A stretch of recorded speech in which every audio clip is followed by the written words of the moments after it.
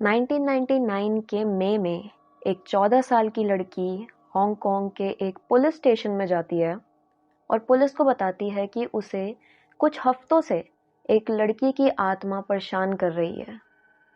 वो लड़की जिसको इलेक्ट्रिक वायर से बांध कर मार दिया गया था, अब उसकी आत्मा उसे हफ्तों से परेशान कर रही है, उसे सोने नहीं देती, उसे डराती है। पुलिस ये सुनती है और कहती है कि एक 14 साल की लड़की, एक टीनेजर, शायद इसको कोई सपने आए होंगे बुरे, इस वजह से ये कह रही है, और वो उसका बिलीव नहीं करते। पर जब वो लड़की पुलिस को बताती है कि जो आत्मा उसे परेशान कर रही है वो उसी लड़की की आत्मा है जिसे उसने मारने में मदद करवाई थी।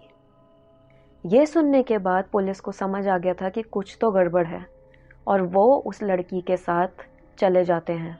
पुलिस उस लड़की के साथ काउलून डिस्ट्रिक्ट के एक फ्लैट में गई। वहाँ पर जाते ही उन्हें समझ आया कि जो भी ये 14 साल की लड़की बता रही थी वो कोई भी सपने नहीं थे और असलियत में वो सच्चाई थी। वहाँ पर उन्हें एक बहुत बड़ी हेलो किटी की डॉल दिखती है और जब पुलिस उसे खोलते हैं तो उस डॉल के अंदर एक सर मिलता है, एक कटा हुआ सर। तभी इस केस का नाम पड़ा hello kitty murder case. Hello everyone, मेरा नाम दृष्टि है एंड वेलकम टू न्यूरोग्लिच। तो आज मैं फॉर अ चेंज सुबह शूट कर रही हूँ वीडियो। वैसे मैं हमेशा रात को करती हूँ जब सब शांति होती है और कोई इतनी डिस्टर्बेंसेस नहीं होती, बट सुबह में यही प्रॉब्लम है कि पीछे बहुत शोर आता है। सो आई होप वीडियो में ना हो ऐसा। एंड बहुत दिनों से मेरे को प्रॉब्लम हो रही थी शूट करने में, लाइक कुछ ना कुछ प्रॉब्लम्स आ ही रही थी। तो फाइनली मैंने सोचा कि यार अब तो शूट करना ही है, चाहे दिन हो या रात हो। तो मैं आज दिन में ही करने बैठ गई हूँ। तो चलिए हम स्टार्ट करते हैं अपने केस से। आज का केस एक हांगकांग का केस है और ये मैंने जो अपनी पहली वीडियो एक बना रखी है जो जुनको फरूता का केस था, जिसमें जुनको के साथ 44 डेज तक टॉर्चर हुआ था, वैसा ही ये केस कुछ मिलता जुलता है जिसमें एक लड़की के साथ 1 महीने तक टॉर्चर किया गया। तो आज हम इसी केस पे बात करने वाले हैं। ये कहानी है फेन मैन यी की, जिनका जन्म 1976 में सेंजन में हुआ। बचपन में ही फेन मैन यी की फैमिली ने उसे छोड़ दिया था, जिसकी वजह से वो ऑल गर्ल्स ऑर्फनेज में बड़ी हुई। जब वो 15 साल की थी तो उसे ऑर्फनेज भी छोड़ना पड़ा, क्योंकि ऑर्फनेज में एज लिमिट होती है कि एक पॉइंट के बाद बच्चों को वहाँ से जाना होता है।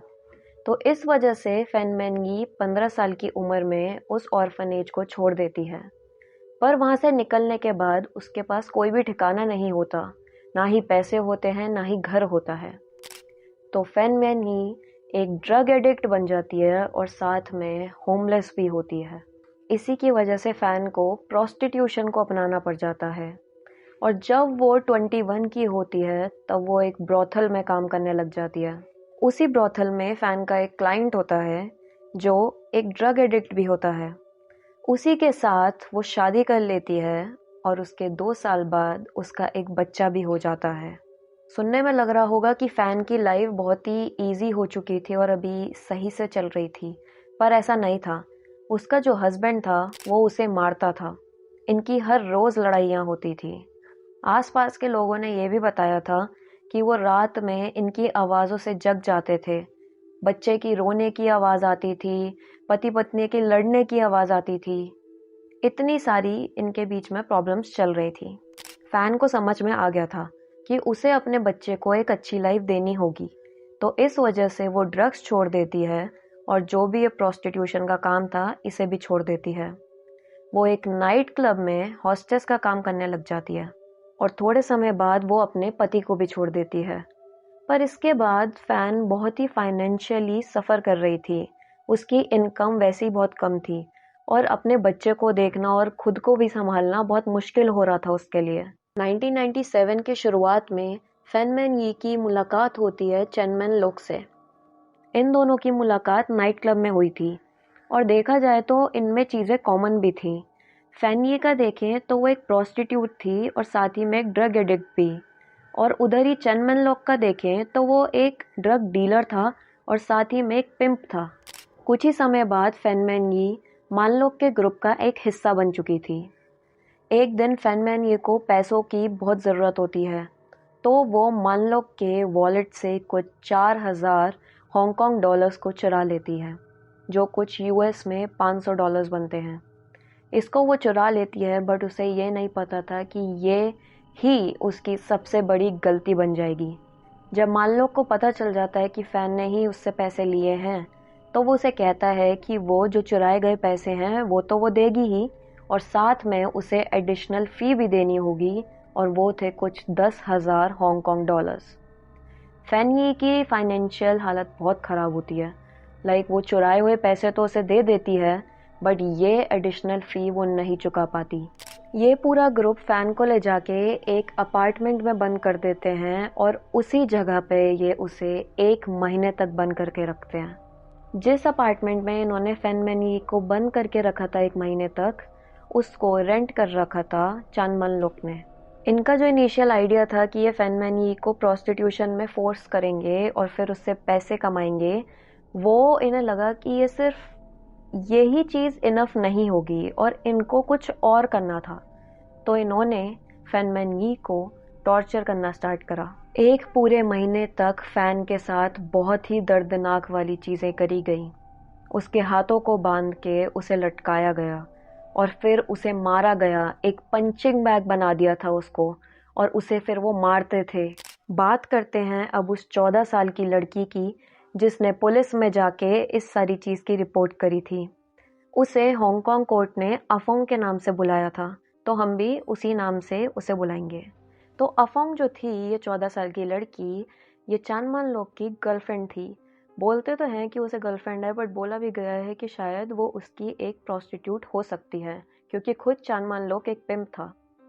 अफोंग कोर्ट में बताती है कि वो एक बार मानलोक के अपार्टमेंट जाती है, तो वहाँ जाके वो देखती है कि वो फैन यी को लटका के उसके सर पे कुछ 50 बारी मारते हैं।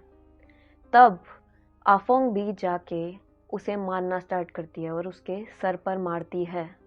जब अफोंग से पूछा गया कि उसने ये सब क्यों करा, तो वो बताती है कि उसे लग रहा था ये सब सिर्फ एक मजाक हो रहा है और ये सब सिर्फ मज़े के लिए कर रहे हैं।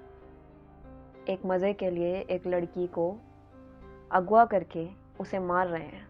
अफोंग कभी कभार इन तीनों लड़कों के साथ मिलकर इस टॉर्चर का हिस्सा बनती थी।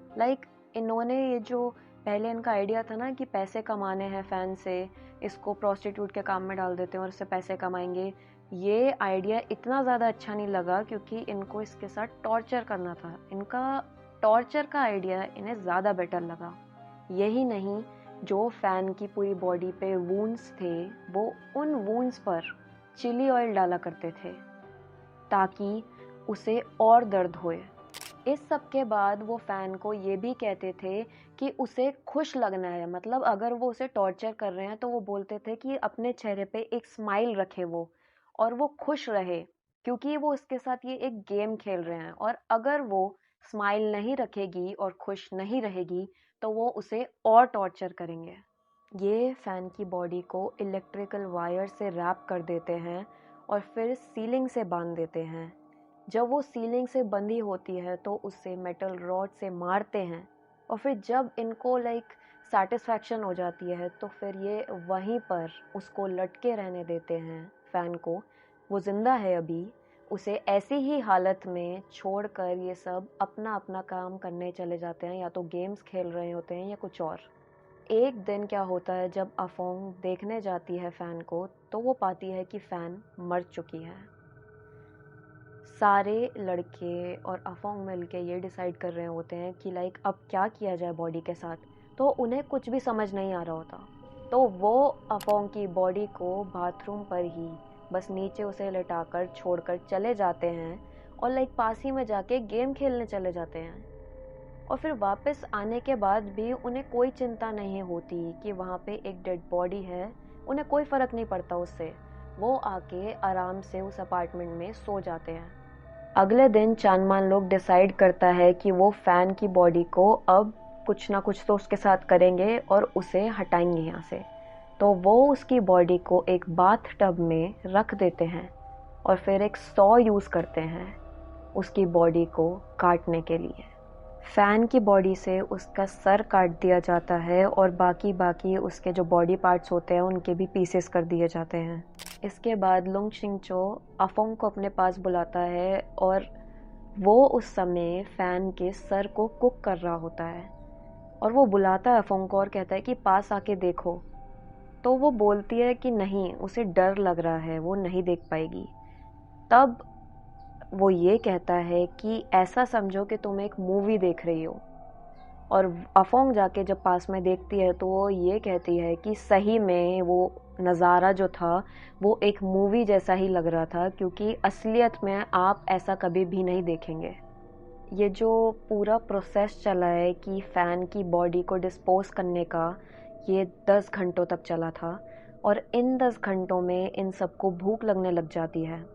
तो ये क्या करते हैं कि ये एक पॉट में अपने लिए नूडल्स बनाने लग जाते हैं।